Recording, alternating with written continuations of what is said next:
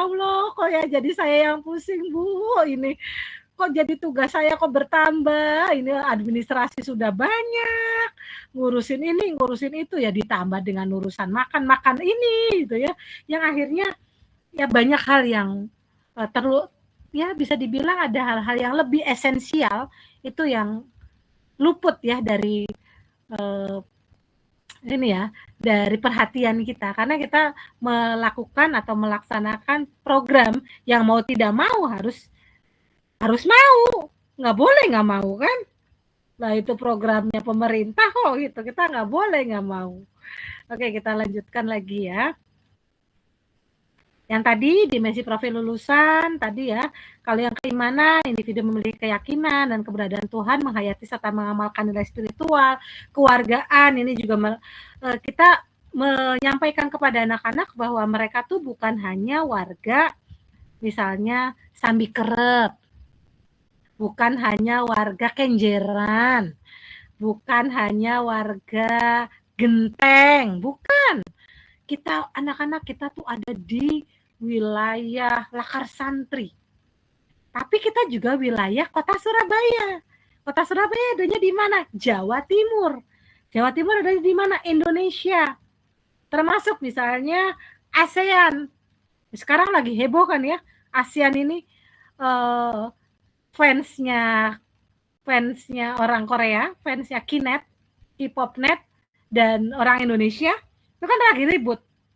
Orang Indonesia bersatu di Southeast Asian. Mereka bersatu. Dan kita harus sampaikan kepada anak-anak bahwa kita tuh bagian dari Asia Tenggara, bagian dari Asia. Yang nanti lebih global lagi adalah bagian dari warga dunia. Ke depan, teman-teman mungkin 5 tahun, 10 tahun lagi, sudah tidak akan ada lagi tuh visa-visa itu. Mungkin kita akan sering bertemu dengan orang luar negeri di negara kita sendiri. Sekarang kan masih belum terlalu banyak. Mungkin bisa jadi ke depan akan warawirinya banyak. Dan kita harus menyampaikan bahwa anak-anak adalah bagian dari warga dunia yang memiliki, tentu saja meskipun bagian dari warga dunia, kita memiliki ciri khas sebagai orang Jawa yang menjunjung tinggi adat istiadat, tanggung jawabnya, sehingga nanti akan ada hubungan yang harmonis antara negara yang satu dengan negara yang lain. Kita juga pemerintah juga menginginkan di dimensi profil lulusan adalah adanya penalaran kritis. Nggak hanya mandek, nggih Bu, nggih. Kan orang Jawa kan gitu ya, nggih. Nggih, manggut aja, harapannya nggak begitu, tetapi mampu mengolah kognitifnya, itu mampu berpikir secara analitis, reflektif, memahami, mengevaluasi, termasuk juga nanti bisa mengkritisi sesuatu, tapi bukan hanya jadi tukang kritik, tetapi mampu memberikan solusi yang baik, atau mampu problem solving, menyelesaikan masalah. Itu harapan pemerintah. Termasuk kreativitas. Kreatif, jangan hanya berpedoman pada atau hanya mengandalkan produk-produk dari luar, tapi harus mampu berpikir inovasinya tuh apa, fleksibel, mampu menciptakan sesuatu yang baru. Kemudian untuk yang di aspek berikutnya, kolaborasi, tidak individu lagi, harapannya nanti bisa saling bekerja sama satu sama lain, kemudian juga mandiri, mampu melakukan segala sesuatunya secara mandiri, kesehatan tadi ya, keseimbangan dan well-being ya. Ingat nih teman-teman, ini amanatnya bukan hanya fisik ya, individu yang memiliki fisik yang prima, bugar, sehat, dan mampu menjaga keseimbangan kesehatan mental dan fisik untuk mewujudkan well-being ya, kesejahteraan lahir dan batin. Tujuannya itu, kesehatan itu bukan hanya sekedar fisiknya yang sehat. Kemudian yang terakhir adalah komunikasi. Individu yang memiliki kemampuan komunikasi antar pribadi untuk melakukan refleksi dan antar pribadi untuk menyampaikan ide, gagasan, mampu mengkomunikasikan tidak dengan secara kaku, tapi bagaimana berkomunikasi dengan cara yang santun, berkomunikasi tidak dengan cara yang marah-marah, Mengkomunikasi dengan cara yang baik ya Hanif, tidak dengan cara sindiran, tidak juga dengan cara mendikte orang lain, sehingga membuat orang lain menjadi tidak nyaman. Jangan hanya menjadi persepsinya tuh persepsi kita pribadi, tapi bayangkan kalau kita ada di posisi orang tersebut, bagaimana mengkomunikasikannya, to communicate.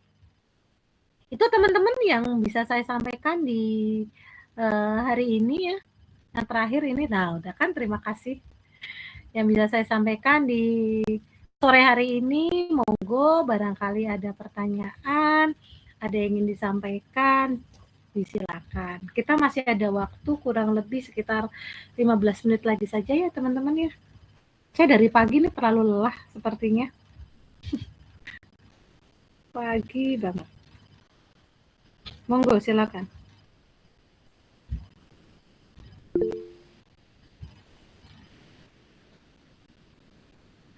Monggo. Monggo Bu Ririn, silakan Bu Ririn. Bu Cucu, di sini saya mau tanya, mohon izin ya. Untuk menyusun RTP itu sama modul ajar itu apakah sama atau beda Ibu? Perbedaannya gimana ya Ibu? RTP sama modul ajar. Perbedaannya di komponennya Bu. Perbedaannya di komponen. Ibu bisa bandingkan.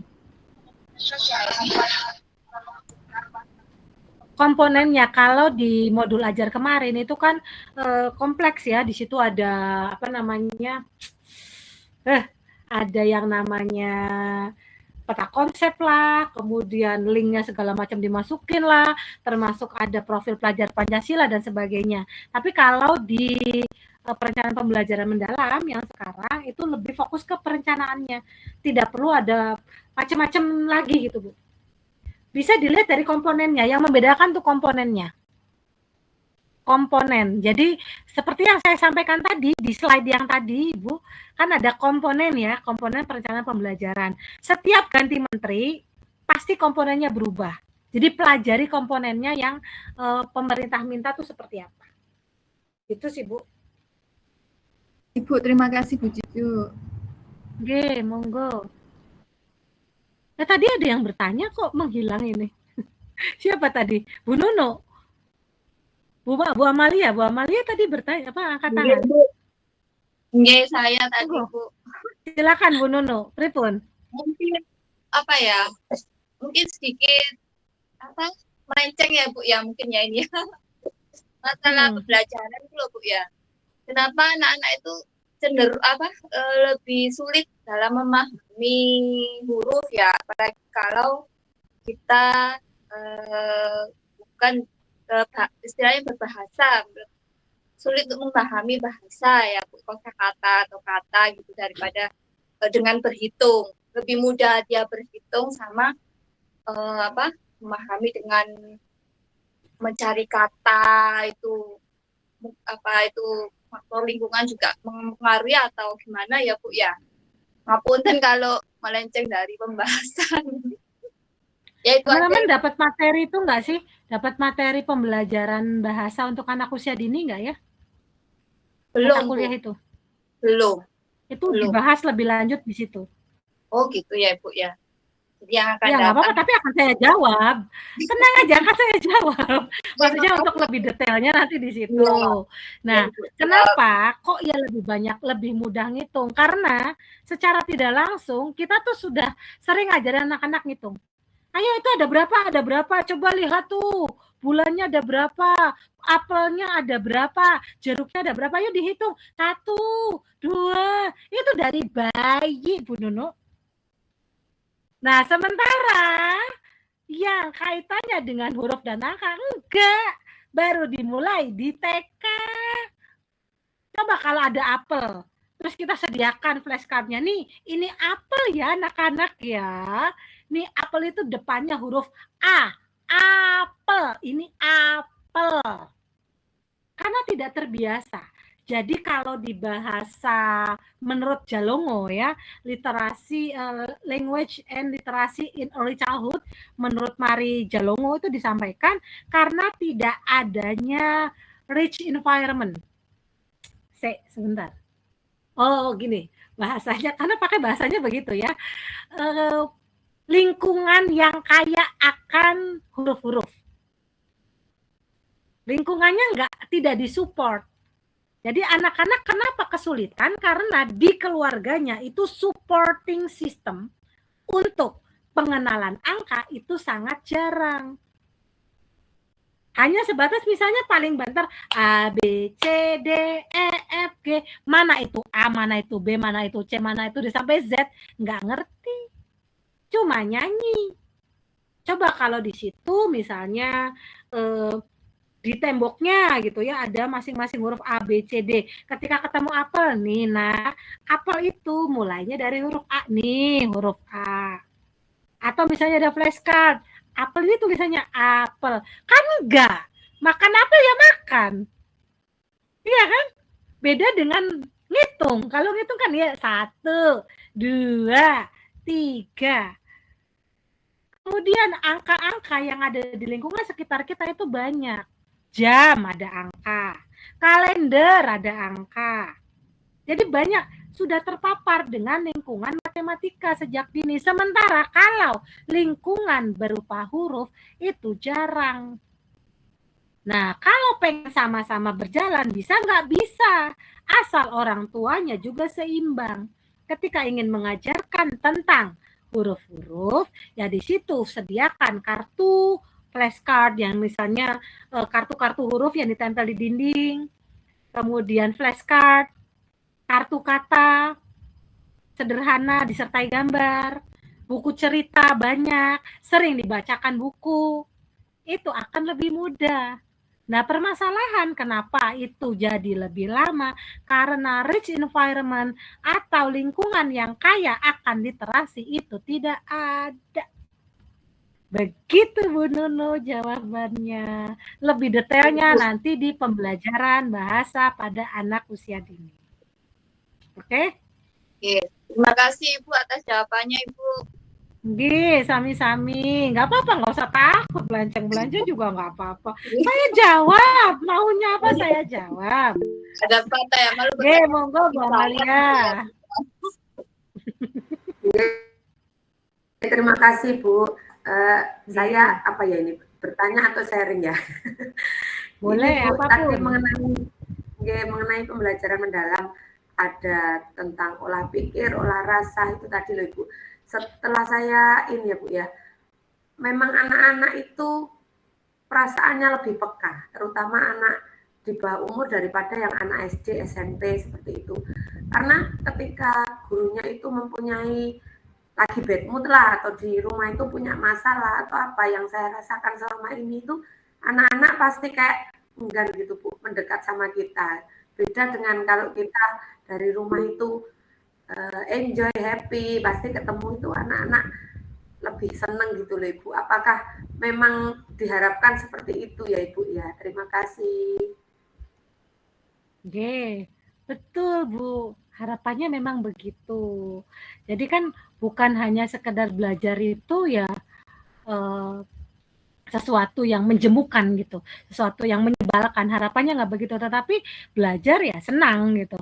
Belajar ya bahagia.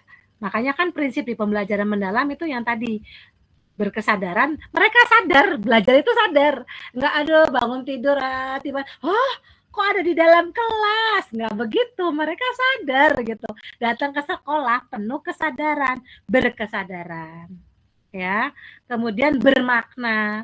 Jadi bermaknanya juga jelas, bukan bermakna sesuai dengan kata guru, tetapi mereka bisa memahami maknanya dan juga menggembirakan. Jadi sekolah itu bukan sesuatu yang menyebalkan gitu, tetapi mereka senang sekolah, mereka senang belajar, mereka juga jadi senang untuk mengikuti pola pembelajaran itu. Jadi anak-anak yang diharapkan itu mereka senang, mereka cinta akan belajar. Kalau anak-anak itu cinta akan belajar, mereka nggak akan takut lagi sama tugas. Nah itu kan kadang-kadang kalau sudah sejak dini gitu ya, sejak zaman kecil sudah dicekoki gitu dengan PR pada anak usia dini, ya mereka juga kok PR sih gitu. Padahal belum waktunya diberikan PR pada anak usia dini. PR yang berupa lembar kerja ya, bukan. Tapi kalau misalnya ingin memberikan PR ya anak-anak ya, PR-nya besok bikin nasi goreng sama mama. Nanti dibawa ke sekolah ya. Kalau PR-nya begitu nggak apa-apa. Sehingga nanti proses untuk yang tadi ya, olah pikir, olah hati, olah rasa, dan olahraga itu bisa menjadi satu kesatuan yang utuh. Harapannya mereka tuh utuh, tidak ada yang timpang. Mereka bukan hanya pintar, tapi mereka juga peduli sama orang lain. Ada juga anak yang pintar tapi melecehkan orang lain, mereka menghina orang lain, membuli orang lain, dan itu tidak diharapkan di pendekatan pembelajaran mendalam. Gitu, Bu Amalia. Monggo, ada lagi tanggapannya. Oke, sami-sami. Bu Anita, monggo Bu Anita, silakan. Terima kasih Bu Suwati.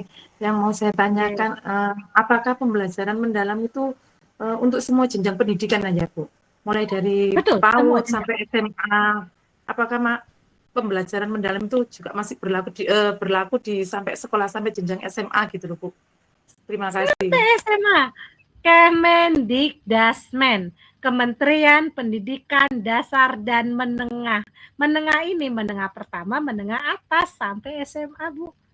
Fasenya masih sama, fase pondasi di ini ya, pendidikan anak usia dini, kemudian fase A, fase B, fase C, kemudian fase D, fase E, ABC itu di SD, kemudian A, B, C, D, E itu di SMP, baru nanti di SMA-nya F. Itu masih sampai hari ini masih. Itu berlaku, bukan hanya untuk di PAUD saja, tidak. Di semua jenjang. 8 profil lulusan juga itu harapannya sebetulnya profil lulusan yang berkesinambungan. Bukan hanya tugas guru PAUD saja. Tapi harapannya dilanjutkan di jenjang sekolah dasar, jenjang SMP, dan di jenjang SMA. Gitu Bu Anita. Terima kasih banyak Suwarti. Oke, sami-sami. Monggo ada lagi sebelum kita tutup, minggu depan kita presentasi ya. Bu Sita Isa.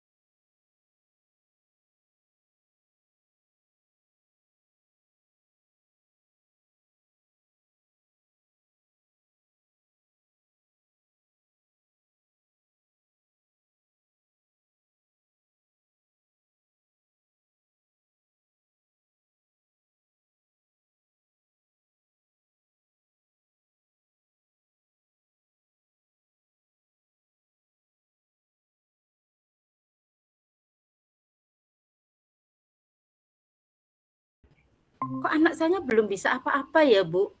Padahal anaknya itu sudah bisa salim, sudah bisa salam, mengucapkan salam yang awalnya dia tidak bisa mengucapkan salam. Nah, perubahan-perubahan kecil seperti akhlakul karimah dari anaknya itu tidak diekspos, tidak di dikabarkan seperti dia maunya anaknya tuh bisa berhitung, bisa menulis, bisa hafal A sampai Z seperti itu, maunya instan begitu.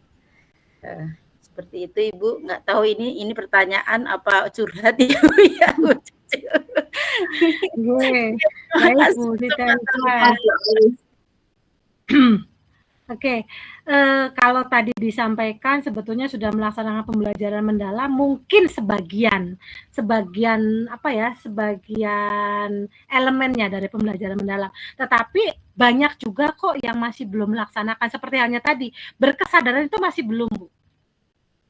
Membuat anak itu berkesadaran secara sadar mereka belajar itu masih belum.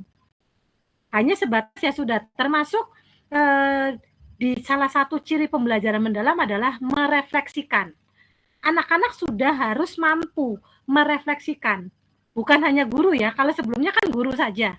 Kalau di pembelajaran mendalam itu anaknya sudah harus mampu merefleksikan.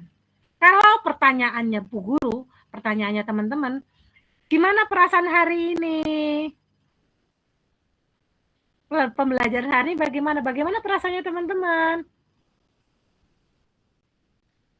Masih nggak bertanya begitu? Masih, Bu. Masih. Bertanyakan harusnya diganti pertanyaannya. Harusnya diganti. Bukan perasaannya yang ingin kita validasi. Bagaimana pembelajaran hari ini? Apa yang menyenangkan dalam pembelajaran hari ini? Apa yang tidak menyenangkan di hari ini? Berbeda kan? Konsepnya beda. Sama-sama bertanya senang atau tidak, tapi yang satu nanya tentang perasaan, saya yakin kalau dia ditanya perasaan, jawabannya senang, senang pengen pulang. Pengen senang pulang itu belakangnya itu senang, pengen pulang padahal ya.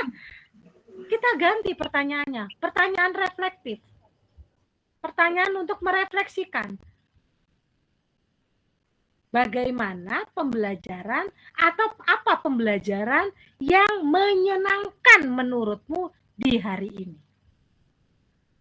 Bu, aku tadi senang belajar waktu motong-motong buah misalnya. Kita tanya, kenapa kamu menyukai hal tersebut? Tapi ada anak yang lain bilang, Bu, tapi aku nggak suka pembelajaran itu. Aku nggak suka potong-potong buah misalnya, nggak enak.